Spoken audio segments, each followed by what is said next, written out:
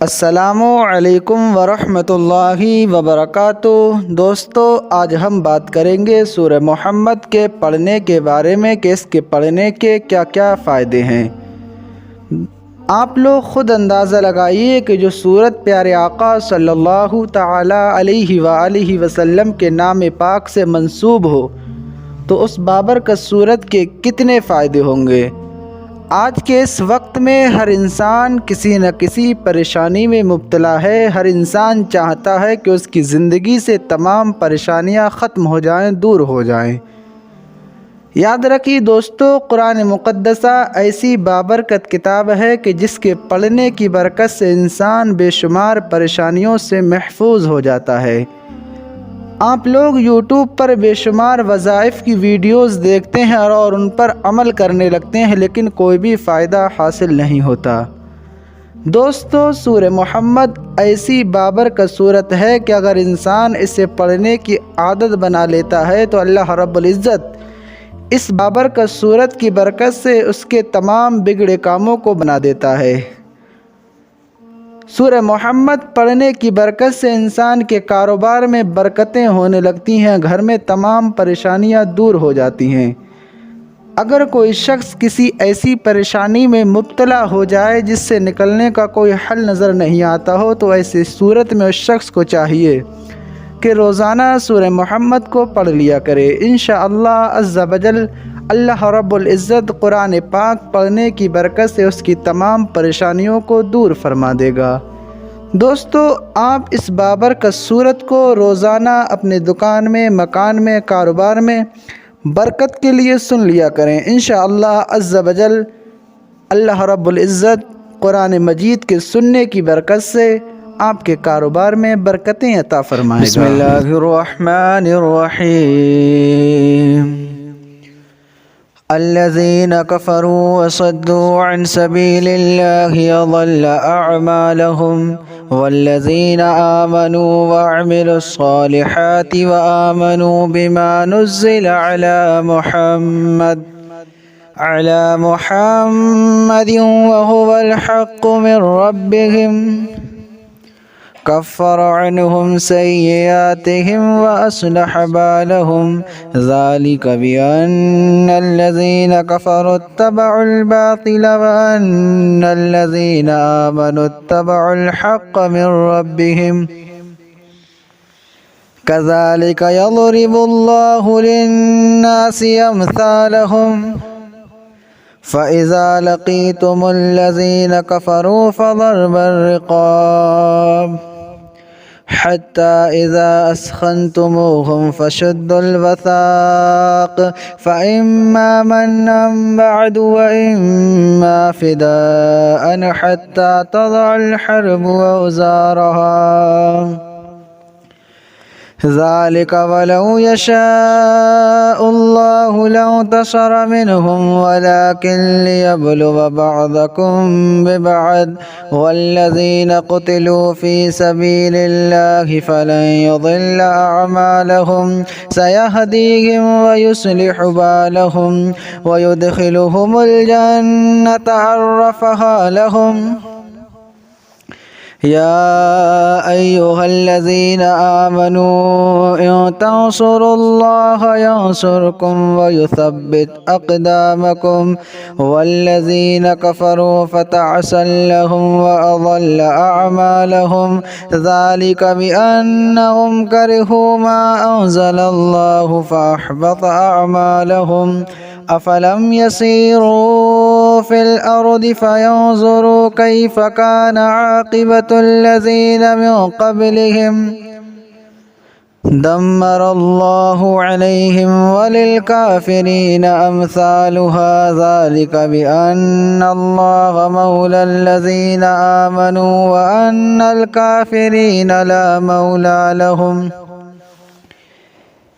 إن الله يدخل الذين آمنوا وعملوا الصالحات جنات تجري من تحتها الأنهار والذين كفروا يتمتعون ويأكلون كما تأكل الأنعام والنار مثوى لهم وكأي من قرية هي أشد قوة من قريتك التي أخرجتك أهلكناهم فلا ناصر لهم أفمن كان على بينة من ربه كمن زين له سوء عمله واتبعوا أهواءهم مثل الجنة التي وعد المتقون فيها أنهار من ماء غير ياس وأنهار من لبن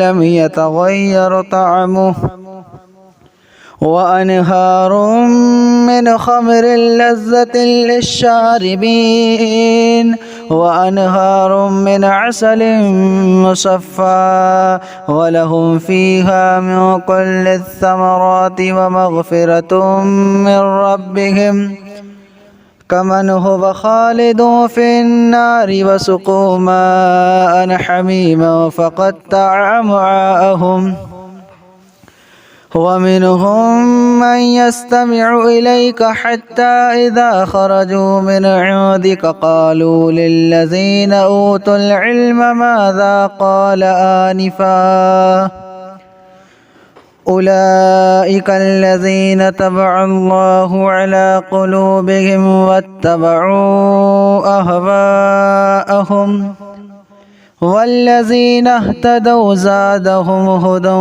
وآتاهم تقواهم فهل ينظرون إلا الساعة أن تأتيهم بغتة فقد جاء أشراطها فأنى لهم إذا جاءتهم ذكراهم فاعلم أنه لا إله إلا الله واستغفر لذنبك وللمؤمنين والمؤمنات والله يعلم متقلبكم ومثواكم ويقول الذين آمنوا لولا نزل السورة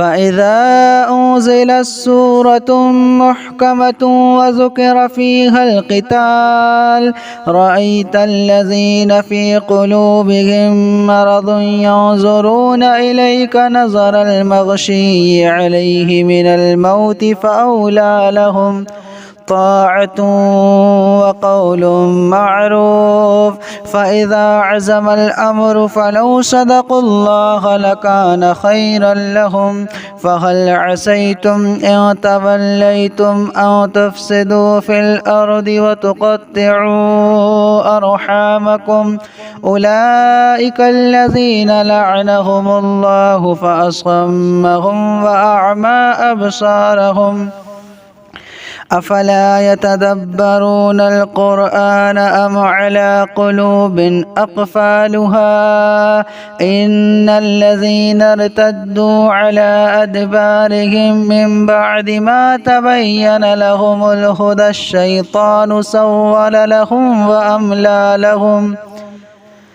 ذلك بأنهم قالوا للذين كرهوا ما نزل الله سنطيعكم في بعض الأمر والله يعلم إسرارهم فكيف إذا توفتهم الملائكة يضربون وجوههم وأدبارهم ذلك بأنهم اتبعوا ما أسخط الله وكرهوا رضوانه فأحبط أعمالهم أم حسب الذين في قلوبهم مرض أن لن يخرج الله أضغانهم ولو نشاء لأريناكهم فلعرفتهم بسيماهم ولتعرفنهم في لحن القول والله يعلم أعمالكم ولنبلونكم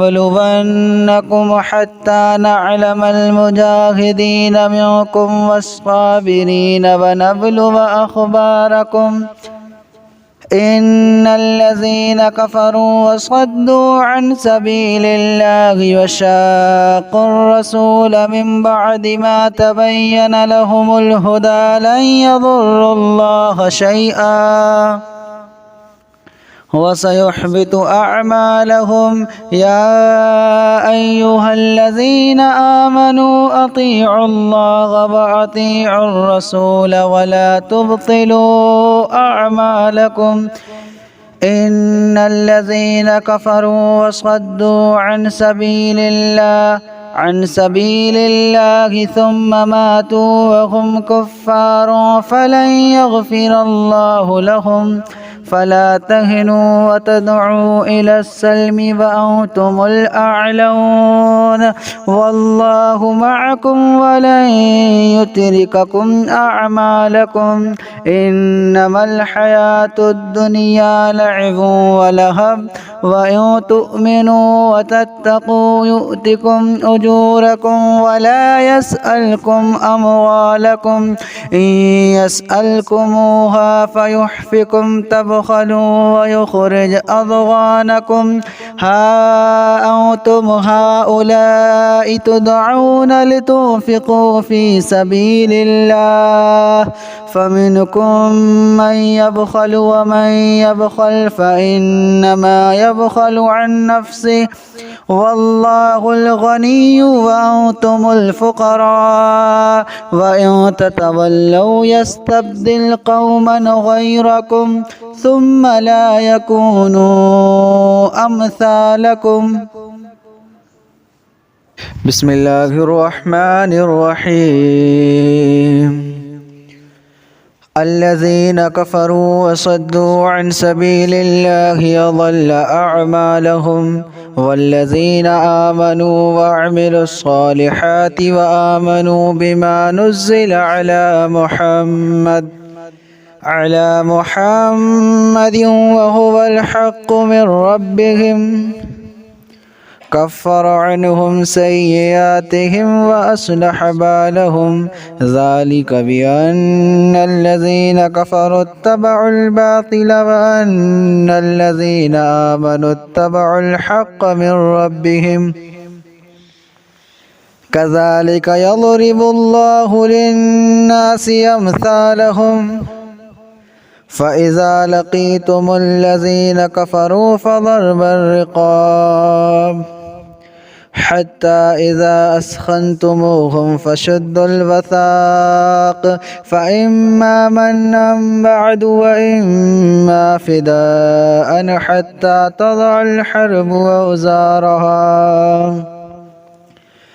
ذلك ولو يشاء الله لانتصر منهم ولكن ليبلو بعضكم ببعض والذين قتلوا في سبيل الله فلن يضل أعمالهم. سيهديهم ويصلح بالهم ويدخلهم الجنة عرفها لهم. يا أيها الذين آمنوا إن تنصروا الله ينصركم ويثبت أقدامكم. والذين كفروا فتعسا لهم وأضل أعمالهم. ذلك بأنهم كرهوا ما أنزل الله فأحبط أعمالهم. أفلم يسيروا في الأرض فينظروا كيف كان عاقبة الذين من قبلهم دمر الله عليهم وللكافرين أمثالها. ذلك بأن الله مولى الذين آمنوا وأن الكافرين لا مولى لهم. إن الله يدخل الذين آمنوا وعملوا الصالحات جنات تجري من تحتها الأنهار والذين كفروا يتمتعون ويأكلون كما تأكل الأنعام والنار مثوى لهم. وكأي من قرية هي أشد قوة من قريتك التي أخرجتك أهلكناهم فلا ناصر لهم. أفمن كان على بينة من ربه كمن زين له سوء عمله واتبعوا أهواءهم مثل الجنة التي وعد المتقون فيها أنهار من ماء غير ياس وأنهار من لبن لم يتغير طعمه وأنهار من خمر لذة للشاربين وأنهار من عسل مصفى ولهم فيها من كل الثمرات ومغفرة من ربهم كمن هو خالد في النار وسقوا ماء حميما فقطع أمعاءهم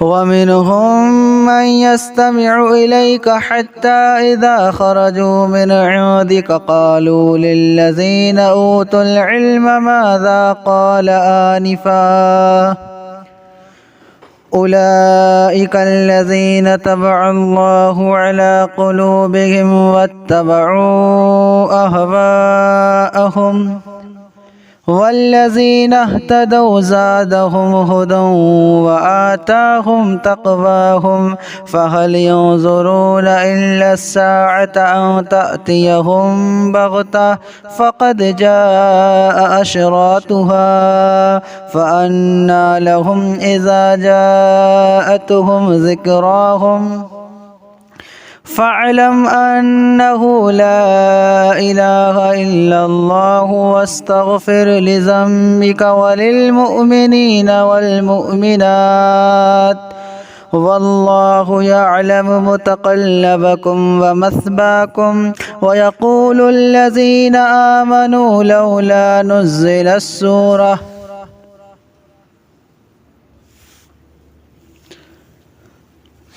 فإذا أنزلت سورة محكمة وذكر فيها القتال رأيت الذين في قلوبهم مرض ينظرون إليك نظر المغشي عليه من الموت فأولى لهم طاعة وقول معروف فإذا عزم الأمر فلو صدقوا الله لكان خيرا لهم فهل عسيتم إن توليتم أن تفسدوا في الأرض وتقطعوا أرحامكم أولئك الذين لعنهم الله فأصمهم وأعمى أبصارهم أفلا يتدبرون القرآن أم على قلوب أقفالها إن الذين ارتدوا على أدبارهم من بعد ما تبين لهم الهدى الشيطان سول لهم وأملى لهم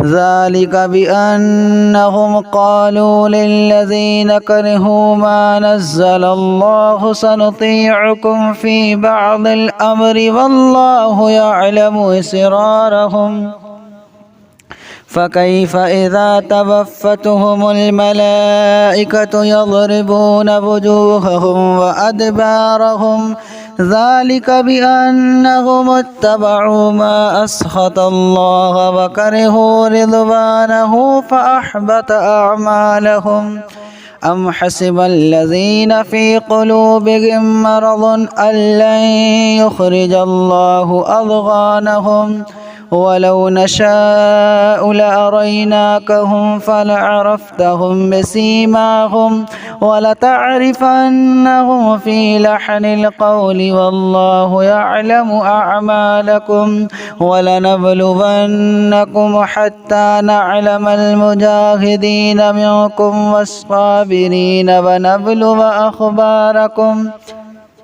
إن الذين كفروا وصدوا عن سبيل الله وشاقوا الرسول من بعد ما تبين لهم الهدى لن يضروا الله شيئا وسيحبط أعمالهم. يا أيها الذين آمنوا أطيعوا الله وأطيعوا الرسول ولا تبطلوا أعمالكم. إن الذين كفروا وصدوا عن سبيل الله ثم ماتوا وهم كفار فلن يغفر الله لهم. فلا تهنوا وتدعوا إلى السلم وأنتم الأعلون والله معكم ولن يترككم أعمالكم. إنما الحياة الدنيا لعب ولهب وإن تؤمنوا وتتقوا يؤتكم أجوركم ولا يسألكم أموالكم. إن يسألكموها فيحفكم تبخلوا ويخرج أضغانكم. ها أنتم هؤلاء تدعون لتنفقوا في سبيل الله فمنكم من يبخل ومن يبخل فإنما يبخل عن نفسه والله الغني وأنتم الفقراء وإن تتولوا يستبدل قوما غيركم ثم لا يكونوا أمثالكم.